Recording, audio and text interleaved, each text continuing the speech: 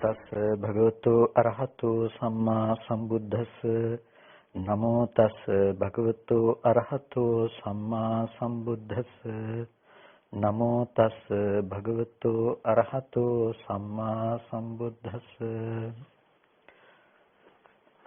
ශ්‍රද්ධා සම්පන්න කාරුණික පින්තුනි, හැම කෙනෙක්ම උතුම් සද්ධර්ම ශ්‍රවණයට සූදානම් වන මොහොත ලෝතර සම්මා සම්බුදුරජාණන් වහන්සේ දේශනා කළ ඒ උතුම් සද්ධර්මයෙන් ස්වල්පයක් මේ මොහොතේදී කවුරුත් ශ්‍රවණය කරගන්නට සූදානම් වෙන්නේ. පින්තුනි, මේ ධර්මය අපට මේ තුන් ලෝකෙම ඈතර වීම පිණිස දේශනා කළ ශ්‍රේෂ්ඨ ධර්මයක්. ලෝකයේ ස්වභාවය තමයි ඒ තන අභිනන්දනය කරන ස්වභාවය, සතුටු වන ස්වභාවය. ඒකයි තෘෂ්ණාව පිළිබඳව හඳුන්වනකොට භාග්‍යතුන් වහන්සේ తත්‍ර తත්‍රාභිනන්දනී කියලා පාවිච්චි කළේ. ඒ කියන්නේ ඒ තන සතුටු වෙන තෘෂ්ණාවකුයි තියෙන්නේ. ඉතින් ඒ තන ඒ ස්කන්ධයන්ට තෘෂ්ණා කරන සත්වයන් දුකට කොච්චර අකමැති වුණත් ඒ ස්කන්ධ දුක්ඛයටම දුක වශයෙන් නොදැන තෘෂ්ණා කරනවා. ඒ දුක හැටියට නොදන්නා අවිද්‍යාව ඇති තාක් සසර ගමන කෙනෙකුට හිස්වන්නේ නැහැ. ඒ නිසා දුක්ඛ ධර්මය, දුක ගෙන විද්දෙන ධර්මය දුක වශයෙන් පෙන්වා දෙන එක තමයි බුදුරජාණන් වහන්සේ නමක් මේ ලෝකෙට පහළ වෙලා සිද්ධ කරන්නේ.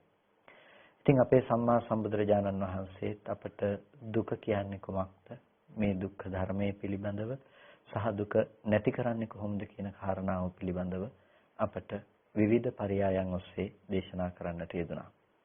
ඒ දේශනා කරන්නට යෙදුණු ඒ උතුම් ධර්ම පරයයන්ගෙන් යම් කොටස් යම් ආකාරයකට අප සාකච්ඡා කරගෙන පැමිණෙන්නේ. අපි පසුගිය සතිය තුළ ආදීනව ඥානය පිළිබඳවයි සාකච්ඡා කළේ. එතකොට ඒ ආදීනව ඥානය පිළිබඳව අපි කතා කරනකොට අපි උපාද ප්‍රවෘත්ති නිමිත්ත ආයෝහනාදී මේ ගතීන් පිළිබඳව අපි කොහොමද දකින්නේ කියන කරුණ අපි එතනදී මූලික ලෙසම පැහැදිලි කරගන්නට යෙදුණා. එතකොට මේ උපාදාදී ධර්මයන් පිළිබඳව අපි තේරුම් ගැනීමේදී මේ ආදීනව ඥානය තාමත් විශේෂ ඥානයක්. ආදීනව ඥානය විශේෂ ඥානයක් කියලා කියන්නේ ආදීනවයක් කියලා කියන්නේ දෙයකින් ඇතිවන අනිෂ්ට භාවය පිළිබඳවනේ. එතකොට අනිෂ්ට භාවය කියලා කියන්නේ යම් කිසි දෙයක් අපිට දුක් පිනිස පවතිනවා නම් ඒකෙන් අපිට ඇතිවන අයහපත් ප්‍රතිඵලයන් තිබෙනවා නම් අන්න ඒකට තමයි අපි ආදීනවයක් කියලා හඳුන්වන්නේ. ඉතින් අන්නේ ආදීනවය පිළිබඳව හඳුනා ගන්නා යම් නුවණක් තිබෙනවා නම් ඒකට තමයි මේ ආදීනව ඥානය කියලා කියන්නේ. එතකොට ආදීනව ඥානය කෙනෙකුට උපදින්නේ මේ භංගානුපස්සනාව පිළිබඳව නුවණ පැවැත්වීමෙන්. භංගානුපස්සනාව කියලා කියන්නේ භංගය අනුව සිහි පැවැත්වීම. ඒ කියන්නේ සංස්කාරාදී ධර්මයන්ගේ හටගෙන බිඳී යන ස්වභාවය තමයි භංගය කියලා අපි තේරුම් ගන්නට යෙදුනේ. අන්නේ භංගය අනුව යම් කිසි කෙනෙක් සිහිය පවත්වනකොට ඒ ආදීනවයක් ඒ තුල ඔහුට ප්‍රකට කරගන්නට පුළුවන්කම තිබෙනවා. අපි ඒකට තව වචනයක් පාවිච්චි කරනවා නිබ්බිදා ඥානයක් කියලා. ඒ නිබ්බිදාන ඥානය කියලා කියන්නේ නිබ්බිදාව කියලා කියන්නේ නිර්වේදය. එහෙමත් නැතිනම් අපි සාමාන්‍ය වචනයකින් පාවිච්චි කළොත් ඒ වචනය 100%ක් සාධාරණීකරණය කරන්නට බැරි වුණත් අපි කලකිරීම කියන වචනේ පාවිච්චි කරනවා.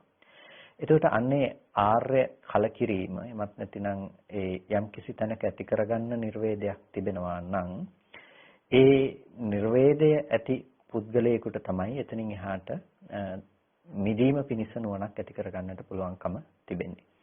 ඉතින් අන්න ඒ නිර්වේදයේ පිණිස පවත්නා ඥාණයම තමයි පින්නතුනේ මේ කතා කරන මේ ආදීනව ඥානය කියලා හඳුන්වන්නේ. එතකොට ආදීනවය කියලා කියනකොට අපි ලෝකේ සාමාන්‍ය විදිහට අපි දකින ආදීනවයක් තිබෙනවා.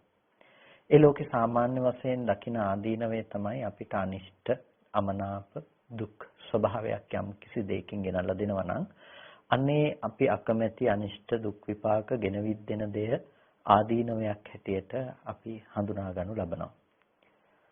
මෙතනදී ආදීනව ඥානයයි කියලා කියනකොට ඒ ආදීනව ඥානය ඊට වඩා ටිකක් එහාට ගිහිල්ලා තමයි ගැඹුරින් සාකච්ඡා කරන්නේ. ඒකට හේතුව මේක ලෝකෝත්තර දර්ශනයක් වන නිසා. ලෝකයෙන් ඈතර වීම පිණිස පවතින කාරණාවකුයි අපි මේ කතා කරන්නේ.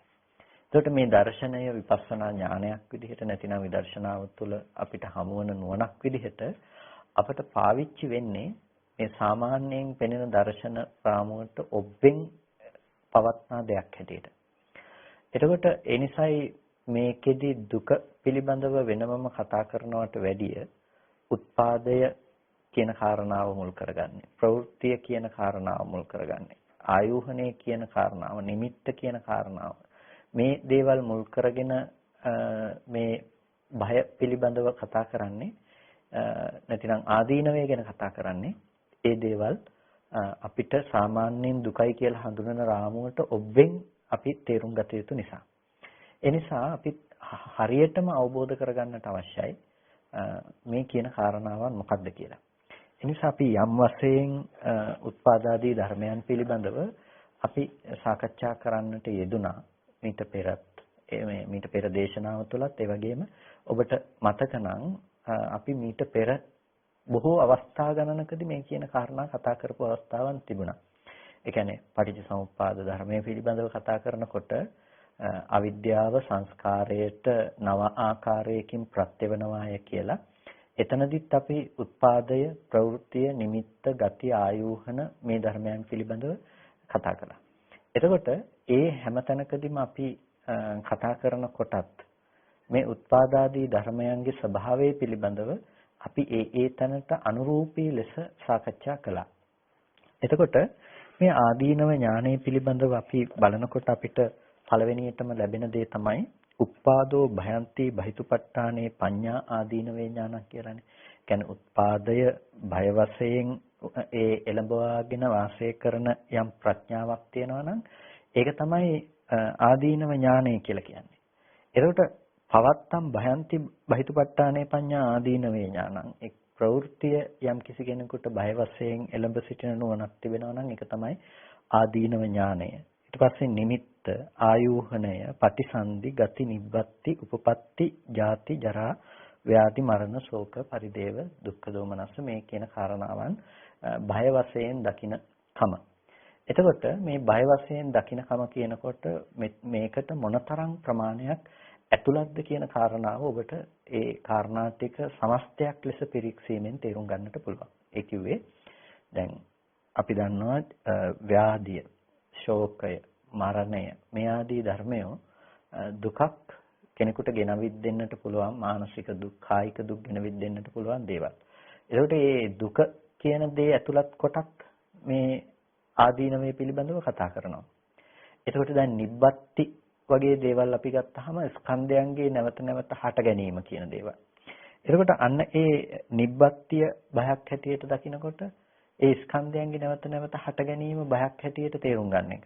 ඒක ඔබට වෙනමම නොතේරුණත්, ඒ කියන්නේ ඒක පරිග්‍රහණය නොකරන නිසා මේ මොහොතින් මොහොත ස්කන්ධ ධර්මයන්ගේ හට ගැනීම පිළිබඳව ඔබට අවබෝධයක් නොතිබුණත් මේ ප්‍රඥාව දියුණු කරන කෙනා අන්න ඒ දේ බයක් හැටියට තේරුම් ගන්න අවස්ථාවක් පිළිබඳවයි මේ කතා කරන්නේ. ඒකයි ඒක විශාල විශේෂ පරාසයක දිවෙන කාරණාවක් කියලා කිව්වේ. සාමාන්‍ය ලෝකයාට දුක ආදී දේවල් සංජානනය වන මට්ටමේ ඉඳලා සාමාන්‍ය ඇසකට හසු නොවන තත්වයකින් අපි අවබෝධ කරගන්නට තියෙන ධර්ම කාරණා සමූහයක් තමයි මේ ආදීනව ඥානය තුළ නැතිනම් බයිතුපට්ඨාන ඥානය තුළ අපි සාකච්ඡාවට භාජනය කරන්නේ.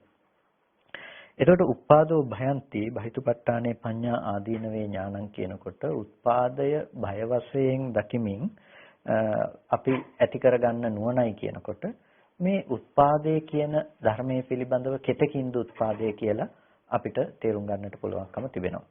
එතකොට කෙතකින්ද මේ උත්පාදය කියලා කියන්නේ? උත්පාදයයි කියලා කියනකොට අපි ප්‍රතිසන්දිය උත්පාද වශයෙන් දකිනවා. ප්‍රතිසන්දිය උත්පාදය. ප්‍රතිසන්දිය කියලා කියන්නේ අප මේ පෙර ජීවිතයේ ඉඳලා මේ ජීවිතයට යම්කිසි කර්මයක් නිසා උපප්‍රාප්ති වශයෙන් පැමිණුණා.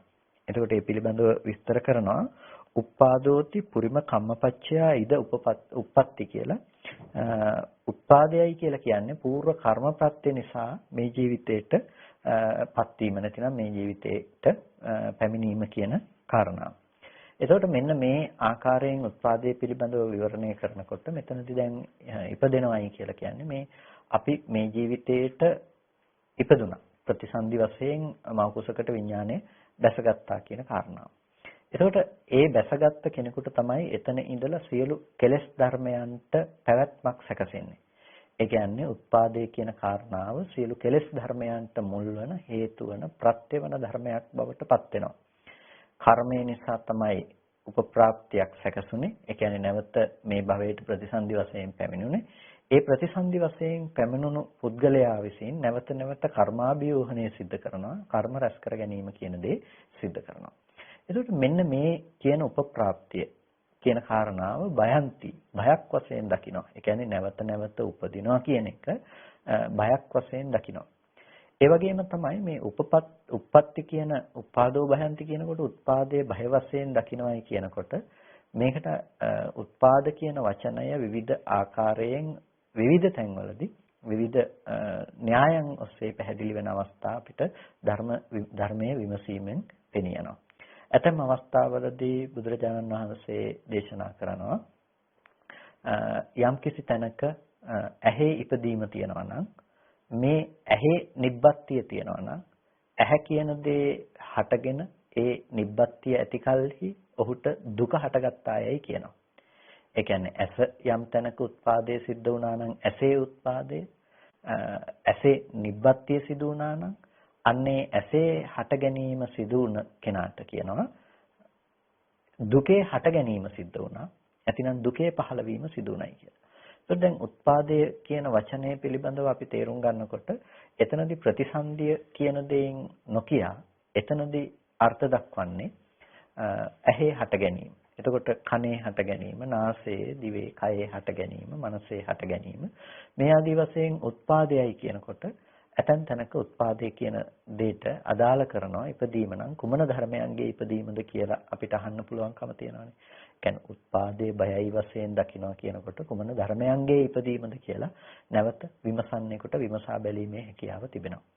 එතකොට උත්පාදේ බයක් වශයෙන් දකින කෙනෙකුට ප්‍රතිසන්දි වශයෙන් අපි යම් යම් තැන්වලට පත්වීම කියන කාරණාව මුල් කරගෙන මේ බහිතුපත්ඨාන ඥානය උපදව ගන්නට පුළුවන්කම තිබෙනවා. ඒ වගේම ඇසේ ඉපදීම, කනේ ඉපදීම, නාසයේ ඉපදීම, මේ දිවේ ඉපදීම, කයේ ඉපදීම, මනසේ ඉපදීම කියන දේ කාරණාවන් මුල් කරගෙන බහිතුපත්ඨාන ඥානය උපදව ගන්නට පුළුවන්කම තිබෙනවා. එතකොට මේ බහිතුපත්ඨාන ඥානය අපි උපදව ගැනීමේදී එයට අදාළ ප්‍රස්තුත වන අනිකුත් ඥානයන් පිළිබඳවත් අපිට ටිකක් කල්පනා කරලා බලන්න ඕනේනේ. එතකොට මේ බහිතුපත්ඨාන ඥානය මෙතනදී හටගන්නට හේතු වන දේ තමයි භංගානුපස්සනාව කියලා කිව්වේ.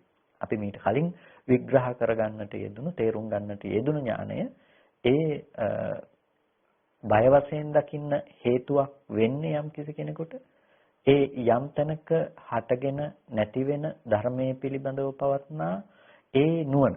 එතකොට ඒ නැතිවීම කියන කාරණාව භංගය කියන දේ මුල් කරගෙන යම් කිසි කෙනෙකුට ඥානයක් ඇති වුණොත් අන්නේ භංගය පිළිබඳව නුවණක් ඇති කරගත්ත කෙනාට තමයි බිඳී යන ධර්මතා සමූහයක් ඇති තැනක මේ ගොඩනගාගත්ත සත්පුද්ගල භාවය ආදීනව සහිතයි කියන එක දකින්නට පුළුවන්කම තිබෙන්නේ.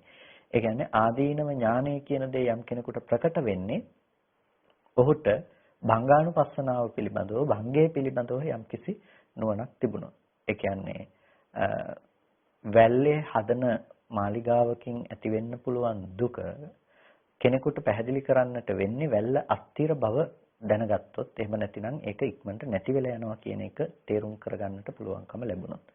අන්න ඒ වගේ තමයි මේ ස්කන්ධාදී ධර්මයන්ගේ නැතිනම් සංස්කාරයන්ගේ බිඳීම පිළිබඳව අවබෝධයක් තිබෙන කෙනෙකුට තමයි උත්පාදයේ දුකයි කියන දේ පිළිබඳව මනා වැටහීමක් තියෙන්නේ. එතකොට මේ වැටහීම නැති කෙනෙක් විසින් උත්පාදයේ දුක වශයෙන් තේරුම් නොගෙන උත්පාදයේ සැප විදියට හිතන්න පුළුවන්කමක් තියෙනවා. දිව්‍ය ලෝකෙ ඉපදුනොත් ඒක සැපයිනි කියලා කෙනෙක් හිතන්නට පුළුවන්. මනුස්ස ලෝකේ ඉපදුනත් අපි දැන් සැප විඳිනවානේ කියලා හිතන්නට පුළුවන්. එතකොට මෙන්න මේ උත්පාදය කියන කාරණාව පිළිබඳව හාත්පස අවබෝධයක් නැති කෙනෙකු එක මොහොතක් පිළිබඳව කල්පනා කරලා අන්න ඒක සැපයක් වශයෙන් හිතන්නට පුළුවන්කම තිබෙනවා. නමුත් මේ වචනය බුදුරජාණන් වහන්සේ දේශනා කරලා තියෙන්නේ එහෙමත් නැතිනම් මේ ඥානය පිළිබඳව අපිට ධර්ම විග්‍රහයන් දිහා පරීක්ෂා බලනකොට අපිට දකින්නට පුළුවන්කම තිබෙන්නේ මේ ධර්මයන්ගේ භංගය නිසා ඇතිවන ඒ කියන්නේ හටගත්තු ධර්මයන්ගේ බිඳී යන ස්වභාවය නිසා තමයි ඒකේ ආදීනවය කියන කාරණාවක් ප්‍රකට වන්නේ කියන එක. එතකොට මේ ආදීනවය කියන දේ අපිට යම් කිසි තැනක ප්‍රකටව පෙනෙනවා නම් අන්නේ ආදීනවයේ පෙනෙන තැන බය පිළිබඳව අපිට අදහසක් ඇති කරගන්නට පුළුවන්. අපි බය පිළිබඳව මීට කලින් දේශනාවේදී අපි සිහිපත් කරගන්නට යෙදුණා මේ බයයි කියලා කියන්නේ මට හරි බයයි කියලා කියන පුහුදුන් චිත්තසංතානයක ඇතිවන මමත්වය පිළිබඳව ඇතිවන මමත්වය නිසා උපදිනා බය ගැන නෙමෙයි මේ කතා කරන බය කියලා කියන්නේ. ඒ කියන්නේ බය සහිතයි. ඒකෙන් බයක් එන්නට පුළුවන්කම තිබෙනවා. අපි උදාහරණයක් හැටියට කිව්වා යම් කිසි තැනකට පිවිසෙනකොට ගිනි අඟුරු වලක් දැක්කොත් යම් කිසි කෙනෙක් ඒක ඔහු බය වශයෙන් දකිනවා. යම් කෙනෙක් මේකට ඇවිල්ලා වැටුනොත් පිච්චීමේ දුක ගෙනවිත් දෙන්න පුළුවන් දෙයක් හැටියට ඔහු ගිනි අඟුරු වල දකිනවා. යම් කිසි තැනක උල් සහිත දේවල් ටිකක් තිබුණොත් මේක අනතුරුදායකයි. මේකෙන් කෙනෙකුට අනතුරක් වෙන්න පුළුවන්. මේක ඇනෙන්න පුළුවන් දෙයක් කියලා ඒ කාරණාව පිළිබඳව අවබෝධයක් ඇති කරගනු ලබනවා. එයින් කෙනෙක් බයට පත්වන්නට පුළුවන්කම තිබෙනවා. නැතිනම් ඒ තුලින් බය උපදින දෙයක් ඇටියට ඒ කාරණාව පිළිබඳව දකිනවා. අන්න ඒ විදිහට බය පිළිබඳව පවත්නා නුවණක් පිළිබඳවයි මේ බහිතුපත්ඨාන ඥානය. එමත් නැතිනම් ආදීනව ඥානය කියලා අපි කතා කරන්නේ. එතකොට අන්න ඒ ආදීනව ඥානය කියන එක තුල අපි හරියටම තේරුම් ගන්නට අවශ්‍යයි උත්පාදයේ බයක් කියලා කියන්නේ ඇයි කියලා. උත්පාදයේ බයක් කියලා කියන්නේ පින්නතුනේ යම් කිසි කෙනෙකුට ඒ උත්පාදය කියන කාරණාව තිබුණොත් ඒ උත්පාදයේ කියන දේ මුල් කරගෙන ඔහුට නොඑක් දුක් ස්වභාවයන් පැමිණෙන්නට පුළුවන්කම තිබෙනවා. ඒ වගේම දුකට උරුමකම් කියන තවත් බොහෝ කර්ම රැස් කරගන්නට පුළුවන්කම තිබෙනවා. යම් කිසි කෙනෙක් ප්‍රතිසන්දි වශයෙන් මේ භවයටපත් වුණා නම් ඒ ප්‍රතිසන්දි වශයෙන් මේ භවයටපත් වන ඕනෑම කෙනෙකුට ඒ ජරා දුක, ව්‍යාධි දුක, මරණ දුක මේ කියන දුක්ඛයන් උරුම කරගන්නට සිද්ධ වෙනවා. අප්පියේහි සංපයෝග දුක්ඛ, පියේහි විපයෝගාදී දුක්ඛයන් උරුම කරගන්නට සිද්ධ වෙනවා. එතකොට මේ දුක කියන දේ හැම මොහොතකම කෙනෙකුට දැනෙනවා නම් ඉපදුණු නිසානේ පින්නතුනේ මේ දුක කියන දේ ඔවුන්ට විඳින්නට සිද්ධ වෙන්නේ. ඒ නිසා උත්පාදේ කියන එක බයක් හැටියට දකිනවා. උත්පාදේ බයක් හැටියට දකිනකොට ඒ උත්පාදේ මගේ කරගත්ත කමකම ඉඳලා දකිනවා කියන එක නෙමෙයි අපි මෙතනදී තේරුම් ගන්නට පුළුවන්කම තිබෙන්නේ. උත්පාදේ කියන ස්වභාවය ඕනෑම තැනක උත්පාදේ වන්නට පුළුවන්කම තිබෙනවා. ඒක ත්‍රිසංගත ස්වභාවයකත්, പ്രേත ලෝකයකත්, මහා නරකයකත් ඕනෑම තැනක උත්පාදේ කියන දේ ඇතිවන්න පුළුවන්කම තියෙනවා. එතකොට ඒ හැම තැනකදීම අනන්ත අප්‍රමාණ දුකක් ගෙනල්ලා දෙන්නට පුළුවන් ඒ ස්වභාවයක් උත්පාදේ කියන ධර්මයේ තුල තියෙනවා. ඒ නිසා කෙනෙක් නැවත නැවත උපදිනවා නම් උපදින්නට හිතනවා නම් එතකොට අන්න ඒ උත්පාදේ බයක් වශයෙන් කල්පනා කරලා උත්පාදේ පිළිබඳව බය සහිත ඌවක් ලෙස තේරුම් ගැනීම තමයි මෙතනදී උපාදෝ භයන්ති කියලා කිව්වේ. ඒ කියන්නේ උත්පාදේ බය වශයෙන් යම් කිසි කෙනෙක් දකිනවා නම් බහිතපත්තානේ පඤ්ඤා බය වශයෙන් ඒ ළඹ සිටින ප්‍රඥාව ඒක තමයි ආදීනව ඥානයයි කියලා කියන්නේ. එතකොට මේ කාරණාවේදී අපිට හොඳින්ම පැහැදිලි වෙනවා උත්පාදයයි කියලා කිව්වේ මේ නැවත නැවත හටගෙන නැවත නැවත නැති වෙලා යන සංස්කාරාදී ධර්මයන්ගේ ප්‍රතිසන්දි වශයෙන් යම් කිසි තැනක හට ගැනීම කියන කාරණාව මුල් කරගෙනයි මේ කතා කළේ. එතකොට කෙනෙකුට උත්පාදයයි කියලා කතා කරනකොට අපි අර කලින් සිහිපත් කළා වගේම විවිධ පරාසයන්ගේ ඉඳලා ඒ ගැන සිහිපත් කරන්නට පුළුවන්කම තියෙනවා. ඇහැ පිළිබඳව කෙනෙකුට කතා කළාම ඇහි උත්පාදය කොහොමද ඔහුට දුකක් බවට පත් වෙන්නේ? කනේ උත්පාදය කොහොමද දුකක් බවට පත් වෙන්නේ? එතකොට මේ ඇහැ කියන එක මේ මොහොතේ හටගෙන ඉතිරි නැතුව නැති වෙන ධර්මයක්. කන කියන එක මේ මොහොතේ හටගෙන ඉතිරි නැතුව නැති වෙන ධර්මයක්. මේ විදිහට ආයතන ධර්මයන් පිළිබඳව ඔබ හොඳින් ව්‍යවස්ථාපනයක් කරලා බැලුවොත් අන්නේ ආයතන ධර්මයන් පිළිබඳව ඔබට ව්‍යවස්ථාපනය කිරීම නිසා පෙනෙනවා මේ සංස්කාරය නිත්‍ය වශයෙන් ගැනීමට කිසිම සුදුසුකමක් මේ දේ තුල ඇත්තේ නැහැ කියලා. එතකොට අන්න ඒ දැකීම තුළ ඔබට පුළුවන්කම තියනවා ඒ දේ නිත්‍ය වශයෙන් ගැනීමෙන් ඔබේ ජීවිතයට ඇතිවන්න පුළුවන් බය සහගත ස්වභාවය, එයින් ඇති වෙන ආදීනව ස්වභාවය පිළිබඳව ඔබට හොඳින් පරීක්ෂා බලන්නට පුළුවන්කම තිබෙනවා. ඒ කියන්නේ හිතන්නකෝ අපිට ඇස සහ රූපය පවත්නා දෙයක් විදිහට හම්බුනහම තමන් කියන බවකින් අපිට මේ දේවල් හම්බුනට පස්සේ ඒ ඇහැ තියෙන මට කොච්චර දුක් විඳින්න පුළුවන්ද කියලා. මොකද මට ඇහැ තියෙනවා නම් ඒ ඇහෙන් දකින රූපක් තියෙනවානේ. එතකොට ඒ රූප හොඳ නරක වශයෙන් මට විඳින්න පුළුවන්කම තිබෙනවා. එතකොට හොඳ දේවල් විතරක් බල බල ඉන්නවා කියන එක කෙනෙකුට යෙදෙන්නේ නැහැ. එතකොට ඔහුට නරක දේවලුත් පෙනෙනවා. අනිෂ්ට දේවලුත් ඔහුට විඳින්නට සිද්ධ වෙනවා. අනිෂ්ට දේවලුත් විඳින්නට සිද්ධ වෙනකොට අන්න ඔහුට දුක කියන දේ උපදිනවා. තමන් බලාපොරොත්තු නොවන දේවල් ජීවිතේට ඇති වෙනකොට. එතකොට මෙන්න මේ විදිහට මේ සංස්කාර ධර්මයන්ගේ බිඳී යන ස්වභාවය දකිනකොට ඒ බිඳී යන සංස්කාර ලක්ෂණය පිළිබඳව නොදන්නා කමින් පින්නතුනි ඒ දේවල් නැවත නැවත ග්‍රහණය කර ගැනීම වැරදි කියන එක ඒ තුල අපිට දකින්න පුළුවන්කම තිබෙනවා. මේ හා සමානව යන දෙයක්නේ අපි මීට පෙරත් කතා කරලා තිබෙනවා. ගිරිමානන්ද සූත්‍රයේහි දකින්නට ලැබෙන විග්‍රහය. එතකොට මේ සබ්බ සංඛාරයේසු අනිච්ච සංඥා, සබ්බ සංඛාරයේසු අනිච්ච සංඥාවක් කියලා නැතිනම් සියලු සංස්කාරයන්ගේ අනිත්‍ය වශයෙන් දකින කමක් කියලා. එතකොට සියලු සංස්කාරයන්ගේ අනිත්‍ය කියන තැන පිළිබඳව කතා කරනකොට ඒ කතා කරන්න පින්නතුනේ මෙන්න මේ කියන භංගානුපස්සනාව පිළිබඳව. ඒ කියන්නේ මේ සංස්කාර ධර්මයන්ගේ මොහොතින් මොහොත ඇතිවන බිඳී යන ස්වභාවය ගැනයි එතනදී ඒ කතා කරන්නේ. එතකොට මේ සංස්කාර ධර්මයන්ගේ ඇතිවන යම් මොහොතින් මොහොත බිඳී යන බවක් තියෙනවා නම් ඒ බිඳී යන සංස්කාර ධර්මයන් පිළිබඳව තේරුම් ගන්න කෙනා සබ්බ සංඛාරේසු අට්ඨියති හරායති jigucchati. ඒ සියලු සංස්කාර ධර්මයන් අට්ඨියති හරායති jigucchati ඔහු පිළිකුල් කරනවා. ඒ ලැජ්ජිත වෙනවා, පීඩාවටපත් වෙනවා. ඒකට මේ සංස්කාර ධර්මයන්ගේ ඇලීමක් කියන දෙයට ඔහු නතු වෙන්නේ නැහැ. එතකොට ඒ සියලු සංස්කාරයන්ගේ අනිත්‍ය දකින්නවා කියලා කිව්වෙත් ඒ කාරණාවටම තමයි. එතකොට අපිට පේනවා මේ භංගය අනුව දකින භාවනානුයෝගී පුද්ගලයෙකුට, භාවනාවේ යෙදුන තැනැත්තෙකුට සියුම්ව ඇතිවන ඥානයක් තමයි මේ කියන බහිතුපට්ඨාන ඥානය. එහෙම නැතිනම් ඕලාරික වශයෙන් අපි නිකම්ම කල්පනා කරලා මට හරි බයයිනේ කියලා තේරෙනවා කියන එක ගැන නෙමෙයි මේ බහිතුපට්ඨාන ඥානයෙන් කතා කරන්නේ. මේ සංස්කාරාදී ධර්මයන් ප්‍රතිබය සහිත තැනක් හැටියට ඔබට තේරුම් ගන්නට පුළුවන්කම තිබෙනවා නම් අන්න ඒක පිළිබඳව තමයි මේ උප්පාදෝ භයන්ති කියලා කිව්වේ.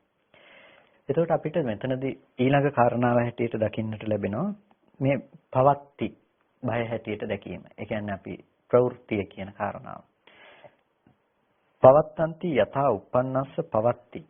ඒ කියන්නේ පවත්ති කියලා කිව්වේ මේ යම්සේ ඉපදුණු පුද්ගලයාගේ තියෙන ප්‍රවෘත්තිය. ඒ කියන්නේ අපි සාමාන්‍ය විදිහට ගත්තොත් නම් ජීවත් වීම කියන දේනේ.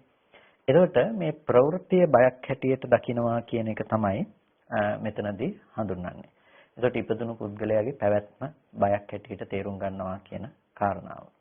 එතකොට යම්කිසි තැනක ප්‍රවෘත්තිය කියන කාරණාව බයක් හැටියට තේරුම් ගැනීමේදී කෙනෙකුට හිතන්නට පුළුවන් කෙනා ඉන්න මට්ටම් අනුව ඒ බය කියන කාරණාව තේරුම් ගන්නට පුළුවන්කම තිබෙනවා. එතකොට නමුත් මේ සියුම් විදර්ශනා ඥානයක් පිළිබඳව අපි කතා කරන නිසා අපිට මෙතනදී මේ ප්‍රවෘත්තිය බයක් හැටියට අපිට දැනෙන්නේ මොන මට්ටමින්ද කියන එක ගැන අපිට ටිකක් නුවණින් සිහිපත් කරලා බලන්නට සිද්ධ වෙනවා. එතකොට මේ ප්‍රවෘත්තිය බයක් හැටියට අපි තේරුම් ගන්නකොට එතා uppannassa පවත්ති කියනකොට ඉපදුණු පුද්ගලයාගේ ප්‍රවෘත්තිය යම්කිසි සංස්කාරාදී ධර්ම සමූහයක් අපිට පුද්ගල භාව වශයෙන් හම්බ වෙලා ඒ පුද්ගලයෙකුගේ පැවැත්මක් විදිහට අපිට ඒක හම්බෙනකොට අන්න ඒක එතන බය සහිත වූවක් ලෙසයි අපට දකින්නට තියෙන්නේ. ඒ කියන්නේ යම් තැනක භංගය අනුව දකින නුවණක් තියෙනවා නම් ඒකයි මේ ආදීනව ඥාණයට ප්‍රස්තුත විශේෂ වෙන්නේ කියලා අපි මුලින්ම හඳුනා ගන්නට යෙදුණා. ඒ කියන්නේ භංගය අනුව දකින කෙනෙක් තමයි මේ ආදීනව ඥාණයට සුදුසුකම් ලබන්නේ නැතිනම් ආදීනව ඥාණය කියන දේ උපදවගන්නේ. එතකොට ආදීනව ඥාණය වටහා ගැනීමේදී ප්‍රවෘත්තියයි කියලා කියන්නේ මේ ඉපදෙන පුද්ගලයෙක් ජීවත් වෙනවා කියන එක නෙමෙයි. ඉපදෙන පුද්ගලයෙක් ජීවත් වෙනවා කිව්වොත් එහෙම ඒ කාරණාවේ යම්කිසි වරදක් තියෙනවා. ඒ නිසා ඉපදෙන පුද්ගලයෙක් ජීවත් වෙනවා කියන කාරණාවට වඩා ගිහිල්ලා දැන් සංස්කාරයන්ගේ භංගය අනුව දකින කෙනෙකුට නැවත ආපහුමලට ගිහිල්ලා පුද්ගලයෙකුගේ ජීවත් වීම දුකයි කියන තැනකින් නෙමෙයි මෙතනදී මේ බය සහිත බව වටහා ගන්න. එතකොට අපි අර ප්‍රතිසන්දිය කියන කාරණාවෙන් අපි තේරුම් ගත්තා ඒ තැනට මේ ප්‍රතිසන්දිය පහළ වෙන්න පුළුවන්කම තිබෙනවා. ඇයි මේ චේතනාව කර්ම රැස් කරගන්නවා, කෙලෙස්යන් අනුව පවතිනවා, කෙලෙස්යන් අනුව පවතිනකම නිසා ඒ තැනට ප්‍රතිසන්දිය වශයෙන් පත්වන්නට පුළුවන්කම තිබෙනවා. ඒකට අන්න ඒ ප්‍රතිසන්දියට පත්වන්නට පුළුවන් කියන ස්වභාවය අප තේරුම් ගැනීමේදී අපට එතන සියුම් වශයෙන් තේරුම් ගන්නට අපිට දෙයක් තිබුණා. මේ කෙනෙක් ඉපදිලා මව්කුසකින් බිහි වුණා කියන කාරණාවට වඩා ඔබෙන් ගිහිල්ලා මේ විඥාණය කොහොමද කර්ම ප්‍රත්‍ය හේතු කරගෙන නැවත ප්‍රතිසන්දියකට පත්වන්නේ කියන කාරණාව નિවරදිව තේරුම් ගැනීම තුළ අපි ලැබපු අවබෝධයක් වුණා.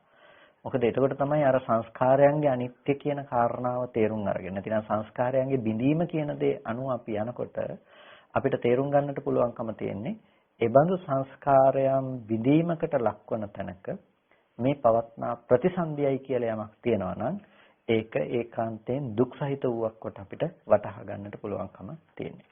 ඒ වගේම දෙයක් තමයි ප්‍රවෘත්තිය කියන දේ. ප්‍රවෘත්තිය කියනකොට මේ පුද්ගලයෙක් ජීවත් වෙනවා කියන තැන නෙමෙයි. පුද්ගලයෙක් ජීවත් නොවුනත්, ඒ කියන්නේ පුද්ගලයෙක් ජීවත් වුණත් ඒ තැන ඉක්මවා එතන පවතින ධර්මතාවය තමයි ස්කන්ධ ධර්මතා ටිකක පැවැත්මක් කියන එක. ඒ කියන්නේ හේතු නිසා ස්කන්ධ ටිකක් හටගෙන හේතු නැති වෙනකොට ස්කන්ධ ධර්මතා ටික නැති වෙනවා. ප්‍රත්‍ය සමவாயෙන් උපන් ධර්මයෝ ප්‍රත්‍ය බිඳීමෙන් බිඳීමට යනවා. මෙන්න මේ කාරණාව පිළිබඳව නුවණ පවත්වන කෙනෙකුට එබඳු තැනක ප්‍රවෘත්තිය කියන දෙයක් දකිනවා නම් අන්නේ ප්‍රවෘත්තිය බය සහිත වූවක් කොට දකිනවා. ප්‍රතිසන්දිය බය සහිත කොට දැක්කා වගේම ප්‍රවෘත්තිය බය සහිත වූවක් කොට දකිනවා. එතකොට මේ ප්‍රවෘත්තිය බය සහිත වූවක් කොට තේරුම් ගන්න කෙනෙකුට තමයි මේ ප්‍රවෘත්තිය පුද්ගල භාව වශයෙන් අපි අසුරු නොකොට යුතු තැනක් හැටියට තේරුම් ගන්නට පුළුවන්කම තියෙන්නේ. දැන් පුහුදුන් චිත්තසංතානයක ස්වභාවය තමයි හැම මොහොතකදීම ප්‍රවෘත්තිය බයක් හැටියට නොගෙන ප්‍රවෘත්තිය තුලම සැපේ කියන දේ බලාපොරොත්තු වෙනවා. ඒ කියන්නේ ඔබ දරුවා කියන කෙනාගේ පැවැත්ම තමයි ඔබ සැපේ හැටියට කල්පනා කරන්නේ. gedara මිල මුදල් ධන දාන්නේ මේ දේවල් වෙන්නට පුළුවන් ඕනෑම දෙයක පැවැත්ම තමයි අපිට සැපේ හැටියට පේන්නේ. මේ දේවල් තියෙනවා නම් අපිට හොඳින් ඉන්නට පුළුවන්කම තියෙනවා. ඒ දේවල් වල පැවැත්ම කියන තැනින් තමයි අපි සැප විඳින්නේ. මම ඉන්නවා නම් තමයි මට සැප විඳින්න පුළුවන්කම තිබෙන්නේ. එතකොට මේ ප්‍රවෘත්තිය සැපයක් හැටියට කල්පනා කරන ලෝකෙට බුදුරජාණන් වහන්සේ දේශනා කරනවා නෑ ප්‍රවෘත්තිය කියන දේ දුක උපදවන තැනක්. ඒ ප්‍රවෘත්තිය කියන දේ දුක උපදවන තැනක්. බුදුරජාණන් වහන්සේ එක් අවස්ථාවක දේශනා කරනවා මහණෙනි ඇසේ හට ගැනීමත් දුක, ඒ වගේම ඇසේ පැවැත්මත් දුක කියලා. එතකොට ඇස කියන දේ හට ගැනීමත් දුක, ඇස කියන දේ යම් ප්‍රවෘත්තියක් තියෙනවා නම් ඒ ප්‍රවෘත්තියක් දුක. ඇසේ හට ගැනීම සහ ඇසේ ප්‍රවෘත්තියයි කියලා කියනකොට මේ දෙකම දුකක් හැටියට පෙන්වන තැනකදී රූපේ හට ගැනීම, රූපේ ප්‍රවෘත්තිය කියන කාරණාව නියෝජනය වෙනවා.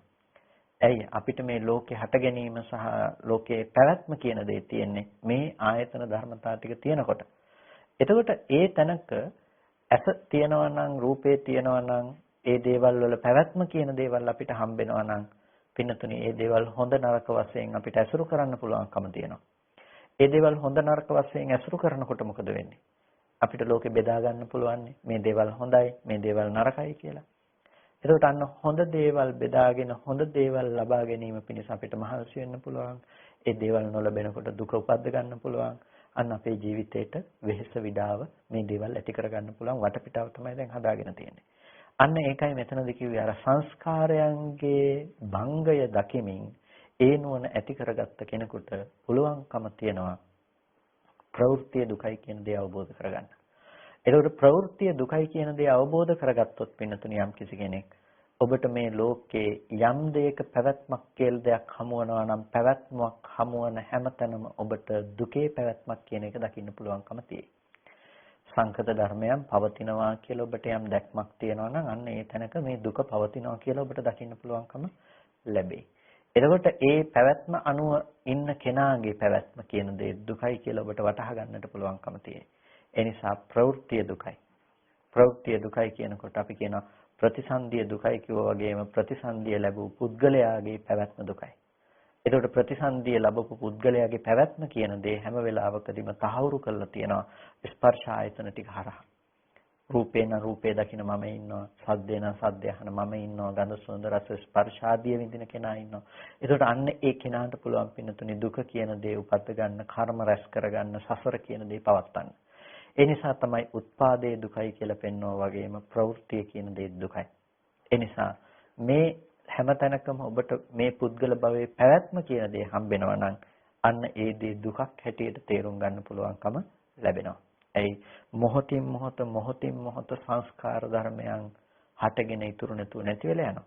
එතකොට මේ සංස්කාර ධර්මයන් බිඳෙමින් නැවත හටගනිමින් නැවත බිඳෙමින් මෙහෙම පවත්නා තැනක කෙනෙක් මමයි කියලා හිතාගෙන අර නිරුද්ධ වූ ධර්මයන් පිළිබඳව නොදන්නා කමෙන් පුද්ගලයා භාවයක් විඳිනවා නම් ඒක මොනතරම් බය සහිත දෙයක්ද මොනතරම් වැරදි තැනක්ද කියන එක තේරුම් ගන්නට පුළුවන්කම තියෙනවා. ඒකයි ඒකේ ආදීනවය කියලා කියන්නේ.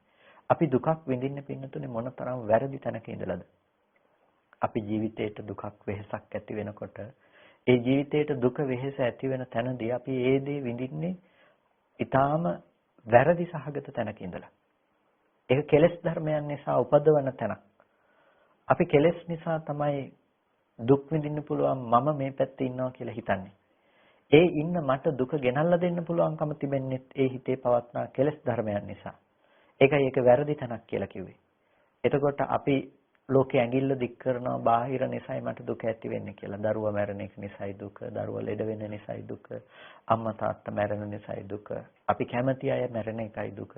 අපි දුක කියන දේ පිළිබඳව දකින්න පින්නතුනේ හැම වෙලාවෙදිම බාහිරට යමු වෙලා. ඒ දේවල් නිසා තමයි මට දුක එන්නේ කියලා. ඇත්තටම දුක එන්නේ බාහිර තියෙන දේවල් වෙනස් වෙලා යනකොටද?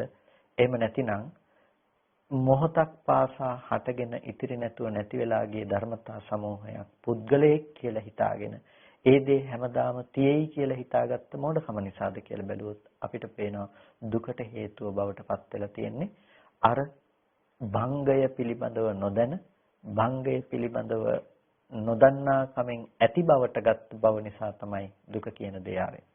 එතකොට දුක කියන දේ පිළිබඳව අපිට තේරුම් ගන්නට හොඳම දේ තමයි භංගානුපස්සනාව තේරුම් ගැනීම. භංගානුපස්සනා ඥානයේ තිබුණොත් එයාට පේනවා උත්පාදයේ දුකක් හැටියට, ප්‍රවෘත්තිය දුකක් හැටියට.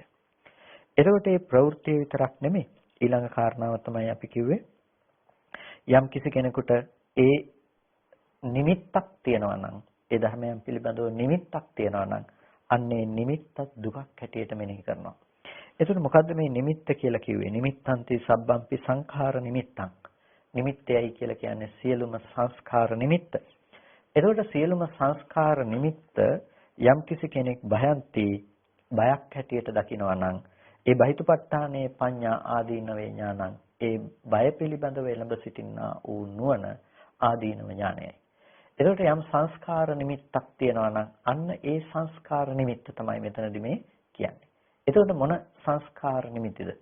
මෙතනදී සංස්කාර නිමිත්ත කියලා කියන්නේ පින්නතුනේ යම් කිසි කෙනෙකුට මේ ලෝකේ ඕනෑම දෙයක් ඇසුරු කරන්නට පුළුවන් කමක් තිබෙනවා නම් හේතු නිසා හටගත්තු ධර්මයන් අන්නේ හැම දෙයක්ම සංස්කාරාදී නිමිති. එතකොට ඒ සංස්කාරාදී නිමිති බය හැටියට තේරුම් ගන්නට පුළුවන්කම තියෙනවා. එතකොට මේ සංස්කාරාදී නිමිත්ත බය හැටියට තේරුම් ගන්න කෙනෙක් ඒ නිමිති ඇති වෙන හැම තැනක්ම බය සහිත තැනක් හැටියටයි දකින්නේ. දැන් යම් කිසි කෙනෙකුට අපි කිව්ව උත්පාදයේ තියෙනවා නම් ප්‍රවෘත්තියේ තියෙනවා නම් මේ දේවල් බය උපදවන තැනක් හැටියට පේනවා කියලා. එතකොට නිර්භය තැනක් පේන්නේ නැහැ. ඇයි ඒ හැම තැනකම ඇති වෙන නිමිති කියන කාරණාව නිසා කර්ම රැස් කර ගැනීම කියන දේ සිද්ධ වන්නට පුළුවන්කම තිබෙනවා. ඒ වගේම ඒ හැම තැනකම තිබෙන නිමිති නිසා කර්ම රැස් කර ගැනීමට වගේම ඒ හැම තැනකදීම දුක උපදවන්නට පුළුවන්කම තිබෙනවා.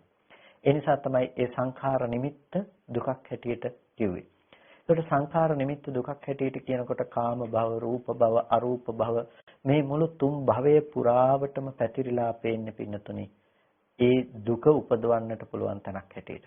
එතකොට කෙනෙක් හිතන්නේ නැහැ මිනිස්සෙක් හැටියට දිව්‍ය ලෝකෙ ගිහිල්ලා මේ දුක නැති කරගන්නට පුළුවන්කම ලැබෙයි මෙච්චර සැප සම්පත් ලබා ගත්තාම. ඊට පස්සේ එතනින් එහාට ගිහිල්ලා බ්‍රහ්මයෙක් වුණාම මේ දුක නැති කරගන්නට පුළුවන්කම ලැබෙවි. මේ විදිහට කල්පනා කරන්න ඒ මෝඩකම යෙදෙන්නේ නැහැ. මොකද ඔහු දන්නවා සංස්කාර නිමිත්තම දුකක් කියලා. ඒ නිසා ඒ යම්කිසි මට්ටමකින් සිදු කරන ඒ සංස්කාර නිමිත්තක් තියෙනවා නම් ඒ සංස්කාර නිමිතිම දුකක් හැටියට තේරුම් ගන්නවා. එතකොට ඒ සංස්කාර නිමිත්ත බයක් හැටියට තේරුම් ගන්නකම තමයි ආදීනවේ ඥානය කියලා කියන්නේ. නැතිනම් ඒක බය හැටියට දකිනාකම. එතකොට ඒක බයක් හැටියට තේරුම් ගන්නට නම් පින්නතුනේ ඔබට ඒ නිමිති වල නැතිනම් නිමිති වශයෙන් ග්‍රහණය කිරීම කියන කාරණාව ප්‍රකට වෙලා පෙනෙන්නට ඕනේ. එතකොට සංකත සංඛාර, අபிසංකත සංඛාර, අபிසංකරණක සංඛාර මේ ආදී පවත්නා සංස්කාර ධර්මයන්ගේ ස්වභාවය තේරුම් ගන්නට සිද්ධ වෙනවා අපිට. මොකක් විදියටද? බයක් හැටියට. ඇයි? ලෝකේ හේතු නිසා සකස් වෙන ධර්මයන්ට අපි කියනවා සංකත ධර්ම කියලා. එතකොට මේ සංකත සියල්ලම සංස්කාරයි කියන වචනයෙන් හඳුන්වනවා. ඒකට අපි කියනවා සංකත සංඛාර කියලා. ඒ වගේම අபிසංකත සංඛාර කියලා කියනවා. යම්කිසි කර්ම ප්‍රත්‍යයෙන් උපදවන දේවල් තියෙනවා. ඒ කියන්නේ විපාක ධර්ම කියන ටික. ඒකට අන්නේ විපාක සම්තතියක් තිබෙනවා නම් අන්නේ විපාක සම්තතිය අபிසංකත සංඛාර. ඊට පස්සේ අபிසංකරණක සංඛාර කියලා කියන ඒ දේවල් අනුරූප කරගෙන අපි වර්තමාන කර්ම සකස් කිරීම සිද්ධ කරනවා නම් පුඤ්ඤාවි සංඛාර, අපුඤ්ඤාවි සංඛාර, ආනිජ්ජාවි සංස්කාර ආදී කර්ම සකස් කිරීම. එතකොට මේ හැම තැනකදීම අපිට සංස්කාර නිමිති පවතිනවා. ඒ කියන්නේ සංකත ධර්මයන් පිළිබඳවත් අපිට නිමිති වශයෙන් තමයි මේ දේවල් අපි අසුරු කරන්නේ. ඒ වගේම අபிසංකත සංස්කාරයන් කියනකොට අபிසංකත සංස්කාරයන් පිළිබඳවත් අපි නිමිති වශයෙන් තමයි ග්‍රහණය කරන්නේ. අபிසංකරණක සංස්කාර කියනකොටත් අපිට ඒ කර්ම සකස් කර ගැනීම තිබෙන්නේ ඒ සංස්කාරයේ පෙනෙන්නේ මේ නිමිති අනුනිමිති අසුරු කරගෙන. එතකොට අපිට මේ සංස්කාර නිමිත්ත බයක් හැටියට තේරුම් ගන්නකොට පින්නතුනේ මේ හැම තැනකම පොදුවේ හේතු නිසා සකස් කෙරෙන සංකත ධර්මයන්ගේ බය සහිත බවයි තේරුම් ගන්නට තියෙන්නේ. ඇයි? ඒ ධර්මයන් විදී යන ස්වභාවයෙන් යුක්තයි. ඉතින් විදී යන ධර්මයේ කෙනෙක්ගේ වුණොත්, පුද්ගලයෙක්ගේ වුණොත් අන්න පුද්ගලයෙක්ගේ නැතිවීම, කෙනෙකුගේ නැතිවීම මේ කියන දුක කියන දෙයට උරුමකම් කියන්නට සිද්ධ වෙනවා. ඒ නිසා අපිට ඒ යම් තැනක තියෙනවා නම් උත්පාද ස්වභාවයක්, ඒ උත්පාද ස්වභාවයම මුල් කරගත්ත ප්‍රවෘත්තියක්, ඒ ප්‍රවෘත්තියම මුල් කරගත්ත නිමිති සමුදායක් තියෙනවා නම් පින්නතුනේ ඒ හැම තැනකම පවතින්නේ දුකක් හැටියට තේරුම් අරගෙන ඒ තැන බය වශයෙන් ආදීනවයේ අනුව පවත්නා නුවණට තමයි මේ ආදීනව ඥානය කියලා කියන්නේ. ඊට පස්සේ ඊළඟ කාරණාවේදී අපිට හම්බ වෙනවා ආයෝහනා කියලා. ඒ කියන්නේ ආයෝහනා භයන්ති බහිතපත්තානේ පඤ්ඤා ආදීනවේ ඥානං. එතකොට ආයෝහනේ බය වශයෙන් දකින ඒ නුවණ. ආයෝහනේ කියලා කියන්නේ ආයතින් පටිසන්ධි හේතු භූතං කම්මං. නැවත ප්‍රතිසන්දිය සඳහා හේතු භූත වන කර්මයට තමයි ආයෝහනා කියලා කියන්නේ. ඒ කියන්නේ මේ රැස් කරගනු ලබන කර්මය. අපි මීට පෙර නිමිත්ත පිළිබඳව කතා කරනකොට අපි නිමිත්ත බොහෝ වපසරියක් ඇතුවයි කතා කළේ. දැන් මෙතනදී කියනවා ආයෝහණයයි කියලා. එතකොට නැවත ප්‍රතිසන්දි පිණිස පවතින කුසල අකුසල කියන පුඤ්ඤාවි සංස්කාර, අපුඤ්ඤාවි සංස්කාර, ආනිජ්ජාවි සංස්කාරයි කියලා කියන ඒ කර්ම සකස් කර ගැනීම කියන දේ. එතකොට ඒ නැවත ප්‍රතිසන්දිය පිණිස පවතින ආයතින් පටිසන්ධි හේතු බුත වූ කර්මය තමයි මේ කතා කරන ආයෝහණය කියන කාරණාව. එතකොට අන්නේ ආයෝහණය බය වශයෙන් දකිනවා. යම් කිසි දෙයක් අරඹ කර්ම සකස් කිරීමක් තියෙනවා නම් යම් කිසි දෙයක් අනුව ගිහිල්ලා යම් කෙනෙකුට කර්ම සැකසීමක් තිබෙනවා නම් ඒ කර්ම සැකසීම කියන දේ තියෙන ඕනෑම තැනක උත්පාදයේ සිද්ධ වෙනවා. ඒකයි ආයතින් පටිසන්ධි හේතු භූත. නැවත ප්‍රතිසන්දිය පිණිස හේතු වන තැනක් පිළිබඳව කතා කරන්නේ. එතකොට මේ නැවත ප්‍රතිසන්දිය ගෙනල්ලා දෙන්න පුළුවන් කර්ම සකස් කිරීමක් යම් යම් තැනක තියෙනවා නම් පිනතුණියේ දුක ගෙනල්ලා දෙන්න පුළුවන් තැනක් නේ. එතකොට ඔබට පේනවා ලෝකේ යම් ඔබට නිමිති අසුරු කරන්නට ලැබෙනවා නම් ඒ නිමිති ආරම්භය ඔබට කර්ම સિદ્ધ කරගන්නට පුළුවන්කම තිබෙනවා. ආයෝහණය સિદ્ધ කරගන්නට පුළුවන්කම තියෙනවා. අනේ ආයෝහණය සිද්ධ කරගන්න පුළුවන් හැම තැනම ඔබේ අනාගතයේ ජාති ජරා ව්‍යාධි මරණ ශෝක පරිදේව කියන මේ දුක ගෙනල්ලා දෙන්න පුළුවන් දෙයක්. ඔබට අද බාහිරේ ඇති බවට යම්කිසි දෙයක් හම්බෙනවා නම් ඒ හම්බෙන හැම දෙයක්ම අරඹය ඔබට කුසල අකුසල ආනිජ්ජ ආදී වශයෙන් කර්ම සිද්ධ කරන්නට පුළුවන්කම තිබෙනවා. එතකොට මේ කර්ම සිද්ධ කරන්නට පුළුවන්කම තියෙනකොට ඒ දේවල් නිසා ඔබට ප්‍රතිසන්දි වශයෙන් විපාක ගෙනල්ලා දෙන්න පුළුවන්කමක් තියෙනවා. අන්න ඒ තැනක අපිට ඒ නිසා බය සහිතයි කියලා තේරුම් අර ගැනීම ඉතාම වැදගත්. ඒ තේරුම් අරගත්තාම තමයි ඒ ධර්මයන් වෙත අපි නැවත නැවත නැඹුරු වෙන්නට යන්නේ නැත්තේ. ඒ නිසා යම් කිසි කෙනෙකුට ආයෝහණයක් තියෙනවා නම් ඒ ආයෝහණය කියන දේ, ඒ කියන්නේ තමන්ගේ ජීවිතයට කර්ම සකස් කර ගැනීම කියන දෙයක් තියෙනවා නම් ඒ කර්ම සකස් කර ගැනීම කියන දේ බයක් හැටියට තේරුම් ගන්නවායි කියලා කිව්වේ. එතකොට අපිට දැන් පැහැදිලි අපි යම් තැනක උත්පත්තිය ලැබුවා නම් ඒ වගේම යම් තැනක පැවැත්ම කියන දේ තියෙනවා නම් අන්න ඒ පැවැත්ම තියෙන තැනක යම් කිසි නිමිති ග්‍රහණයක් තියෙනවා නම් ඊට පස්සේ ඒ තැනක ඒ නිමිති අනුරූපව අපි සිදු කරගන්න ලබන කර්ම සකස් කර ගැනීමක් තියෙනවා නම් අන්නේ කර්ම සකස් කර ගැනීම ආදී මේ සියලුම දේවල් මොකක් කියලාද කිව්වේ? බය උපදවන්න පුළුවන් තැනක් කියලා. ඒකට බය උපදවන්න පුළුවන් තැනක් ඇයි? මේ අනන්ත අප්‍රමාණ සසර ගමනක දුක ඒ තැන තැවරිලා තියෙනවා. ඔබට අද මේ ලැබුණු ජීවිතේ ඒ වගේම මේ ධර්මයන්ගේ පැවැත්ම හම්බ වෙන තැන ඔබ නිමිති වශයෙන් ආදරෙන් ඇසුරු කරන තැන්වල ඒ වගේම ඔබ ඒ නිමිති ඇසුරු කරගෙන හොඳ හෝ නරක කර්ම සිද්ධ කරන තැන්වල මේ අනන්ත සසර ගමනක දුක තැවරලා තියෙනවා. ජාති ජරා ව්‍යාධි මරණ ශෝක පරිදේව මේ හැම දෙයක්ම ගෙනල්ලා දෙන්න පුළුවන්කම තියෙනවා.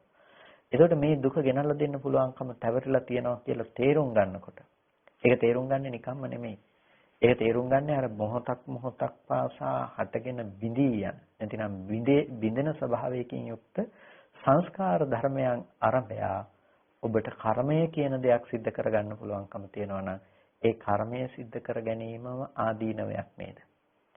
ඒකම බය උපදවන දෙයක් නේද කියලා ඔබට තේරුම් ගන්න පුළුවන්කම තියෙනවා. ඒ නිසා එන්න පුළුවන් බය තේරුම් ගන්න පුළුවන්. ඒ නිසා තමයි ඒ ආයෝහණයක් බයිතුපත්ඨාන ඥානයක් නැතිනම් බය එළඹ ගන්නට සුදුසු තැනක් හැටියට දක්වන්නේ. ඊට පස්සේ පටිසන්ධීතියේ ආයතින් උපපත්ති ප්‍රතිසන්ධියයි කියලා අපි පසුගිය සතියේත් කතා කළා නැවත ඉපදීම කියන කාරණාව. ඊට පස්සේ ගතිීති ආය ගතියාසා පටිසන්ධි හෝති අර ප්‍රතිසන්ධිය සඳහා හේතු වන ගතිය. නිබ්බත්ති ඛණ්ඩානං නිබ්බත්ති. එතකොට නිබ්බත්තියයි කියනකොට ස්කන්ධයන්ගේ හට ගැනීම කියන දේ.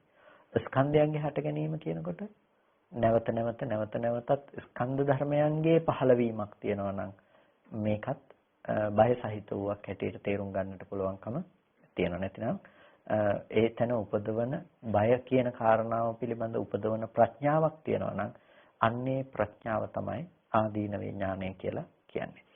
එතකොට මෙන්න මේ ආදීනව ඥානය ඇති කර ගැනීමේදී අපිට අර ප්‍රතිසන්දිය වගේම ප්‍රතිසන්දියට හේතු ගතිය වගේම නිබ්බත්තිය කියන දේ. ඒ කියන්නේ යම්කිසි ස්කන්ධ ධර්මයන්ගේ ඉපදුණු ප්‍රතිසන්දි වශයෙන් පත්තුන කෙනෙකුගේ යම්කිසි ස්කන්ධ පරම්පරාවක පැවැත්මක් තියෙනවා නම් අන්න ඒ ස්කන්ධයන්ගේ නිබ්බත්තිය කියන දේ පින්නතුනි බහිතුපත්ඨානයක්. නැතිනම් බය පිළිබඳව එළඹ සිටින නුවණක් පවත්වන්නට පුළුවන් තැනක්. ඇයි?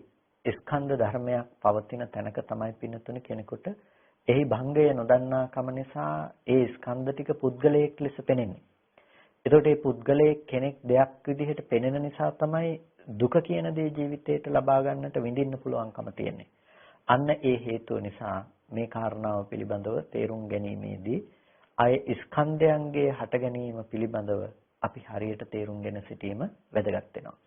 එනිසා බහිතුපත්ඨාන ඥානයක් හැටියට මේ නිබ්බත්තිය කියන කාරණාවත් මුල් කරගෙන කෙනෙකුට නුවණ පවත්වන්න පුළුවන්.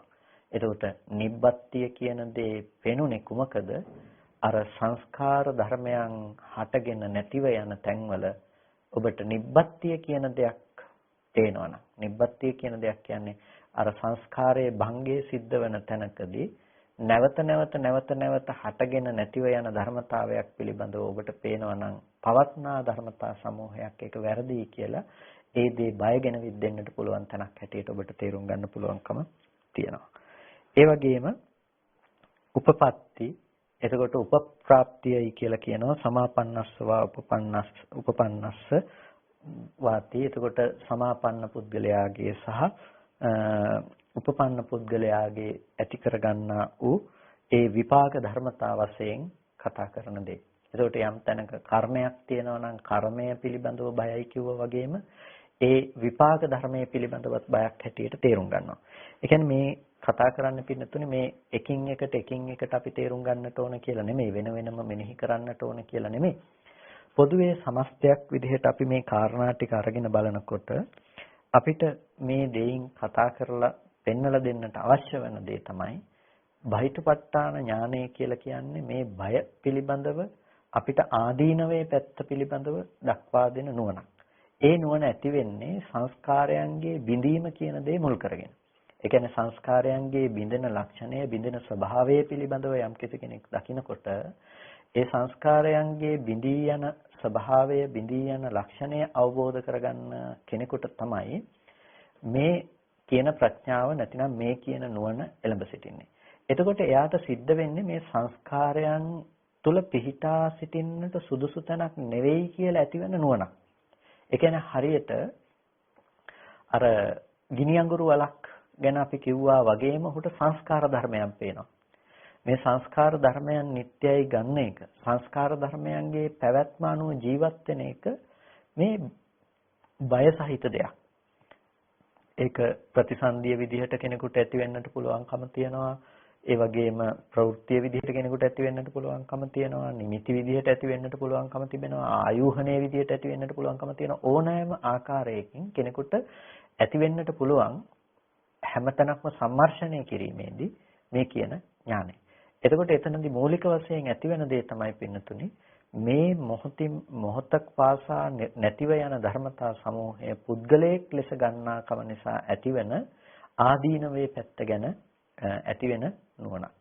එතකොට ඒක අර බොහොම අමාරුවෙන් පුද්ගල බව ඇති වුණාට පස්සේ අපි පවත්තන නිකම්ම මේ අනේ මට දුක් වෙන්න වෙනවානේ කියලා ඇති වෙන මානසික දුක්ඛය කියන දේ පිළිබඳවම පවත්තන මානසිකාරයක් කියන දෙයින් ඔබට ගිහිල්ලා ඔහු විදර්ශනා ඥානයක් විදිහට ඔහුට මේක එළඹ සිටින මට්ටමක් තියෙනවා. ඒ මට්ටම පිළිබඳව තමයි මේ කතා කරන්නේ. ඒකයි සාමාන්‍ය දුක කියන දේවල් ටිකට ඔබෙන් ගිහිල්ලා ඒ උත්පාදයේ ප්‍රවෘත්ති නිමිත්ත ඒ ආයෝහණය නිබ්බත්ති ආදී ඒ ටිකෙන් කතා කරන්නට යෙදුනේ ඒ හේතුව නිසා.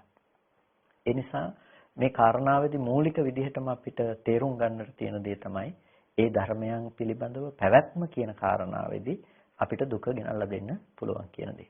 එතකොට ඒ ටික ඊට අනුරූපව පෙන්නනවා වගේම ඊට ප්‍රතිපක්ෂ ධර්ම ගැන ඊට පස්සේ පෙන්නනවා. මම පසුගිය දේශනාවේ විස්තර කරපු නිසා අනෙක් කාරණාවන් පිළිබඳව ඒ විග්‍රහ කරන්නට යන්නේ නැහැ.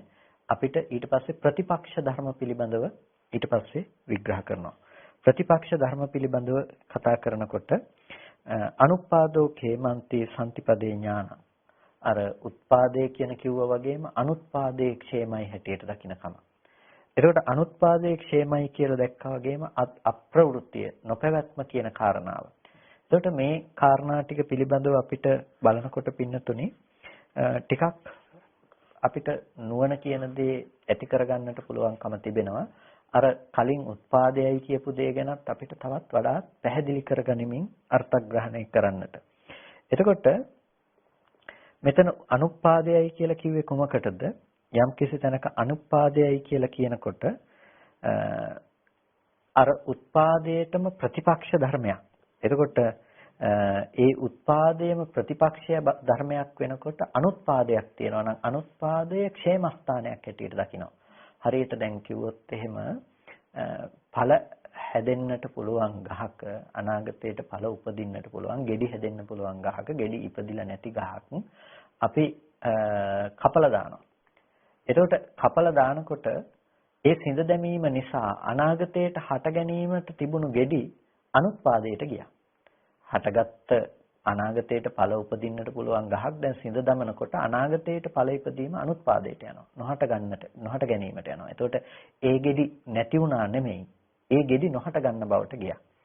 එතකොට උත්පාදයේ බය සහිත නම් නැවත නැවත සංස්කාරයන්ගේ ඉපදීම කියන දේ නැවත නැවත ප්‍රතිසන්දි චිත්තයාගේ පහළවීම කියන දේ බය සහිත නම් අද මේ ප්‍රතිසන්දියට පවත්නා හේතු දුරු කිරීමෙන් ඒ කියන්නේ කර්ම ටික නැති කළාට පස්සේ අනාගතයට පවත්නා ප්‍රතිසන්දිය පිණිස පවත්නා ධර්මයන් අනුත්පාදයට යනවා.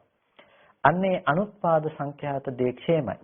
කර්මක්ෂය කිරීම තුළින් අනාගතයට විඥාණයට ප්‍රතිසන්දි වශයෙන් බැස යන්නට පදනමක් නැති කිරීම තුළ අනුත්පාදයේ ക്ഷേමයි කියලා ඊට පස්සේ අර කියපු කාරණා ටිකම ප්‍රතිපක්ෂ වශයෙන් උත් කෙනෙකුට විපස්සනා නුවණක් ඇති වෙනවා. මෙන්න මේ ආකාරයට මේ විපස්සනා නුවණ පිළිබඳව අපිට කතා කරන්නට පුළුවන්කම තිබෙනවා. ඉතින් මේ කාරණා ටික මුල් කරගෙන නැවත පැහැදිලි කිරීමක් විශේෂයෙන් කරන්නට යෙදුනේ මේ කාරණාවන්ගේ තියෙන ගැඹීරතාවය නිසාම මේ කාරණාවන් නැවත නැවත ඔබට සරලව තේරුම් ගන්නට යම් කිසි පැත්තකින් හෝ පුළුවන්කමක් ලැබෙයි කියන අදහසින් යුතුව. ඉතින් අපි තව පුළුවන් පැතිකඩවල වලින් මේ කියන කාරණාවන් ඉදිරියටත් සාකච්ඡා කරන්නට බලාපොරොත්තු වෙනවා. කල්පනා කරන්න අද දවසේදීත් ඔබ බොහොම සදහැසිතින් යුක්තව සද්ධර්ම ශ්‍රවණය කරගන්නට යෙදුනේ. මේ සිද්ධ කරගත්ත සියලු කුසල ධර්මයෝ අපි අනුමෝදන් කළ යුතු අයට අනුමෝදන් කරමු. අපිට අර්ථයෙන් ධර්මයෙන් අනුශාසනා කළ අපේ ධර්මාචාර්ය අවසරයි මාංකඩවල සුදස්සන ස්වාමීන් වහන්සේට, අවසරයි මාංකඩවල නන්දරත්න ස්වාමීන් වහන්සේට, ස්වාමීන් වහන්සේලා දෙනමතම තුම් නිවනින් සැනසීම පිණිස මේ කුසලය හේතු පාරමිතාවක්ම වේවා කියලා සාදු කියලා පින් අනුමෝදන් කරනවා.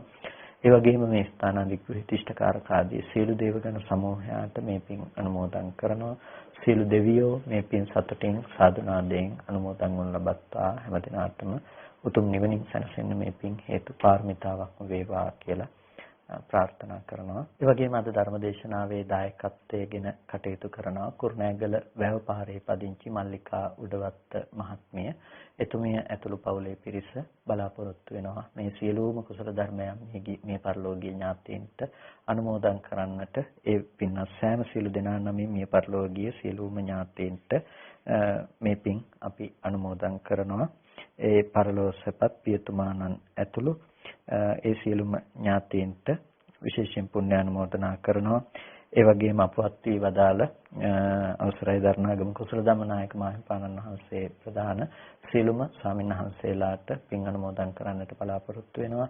ඒ සියලුම ස්වාමීන් වහන්සේලාට මේ පින් උතුම් නිවනින් සැනසීම පිණිසම හේතු පාරමිතාවක්ම වේවා කියලා සාදු කියලා හැමදිනම පින් අනුමෝදන් කරමු. ඒ වගේම අද ධර්ම දේශනාවේ දායකත්වයේ දරන කුරුණෑගල වැවපාරේ පදිංචි මල්ලිකා උඩවත්ත මෑණියන් ඇතුළු ඒ පින්වත් පිරිස බලාපොරොත්තු වෙනවා. ඒ මල්ලිකා උඩවත්ත මෑණියන්ට සෙත් ප්‍රාර්ථනා කරන්නටත් ඒ වගේම අචිනි හෙට්ටිආරච්චි දිනේගේ උපන්දිනය සිහිපත් කරමින් ඒ දෙපළගේම උපන්දිනය සිහිපත් කරමින් ආශිර්වාද කරන්නට. ඉතින් මේ උතුම් වූ ධර්ම දානයක් සිද්ධ කරගත්තේ මේ සිද්ධ කරගත් උතුම් ධර්ම දානයේ බුද්ධ පූජාවක්ම වේවා කියලා සත්පුරුෂ ප්‍රාර්ථනාවක් ඇති කරගෙන තිබෙනවා. ඉතින් ඒ උපන්දිනේ ජනවාරි 7 වෙනි දිනට උපන්දිනේ සමරන ඒ පින්වත් දෙපළටත් ධර්ම ශ්‍රවණය කරන්නට යෙදුණු ඔබ සෑම සියලු දෙනාටත් මේ කුසලය නිදුක් නිරෝගී සුවපත් බව චිරජීවනයේ පිණිසම කායික මානසික සැනසෙල්ල ඇති කරගෙන අමා මහ නිවනින් සැනසීම පිණිසම හේතු පාරමිතාවක්ම වේවා කියලා සාදු කියලා පින් අනුමෝදන් වන්න හැම දිනාටම තෙරුවන්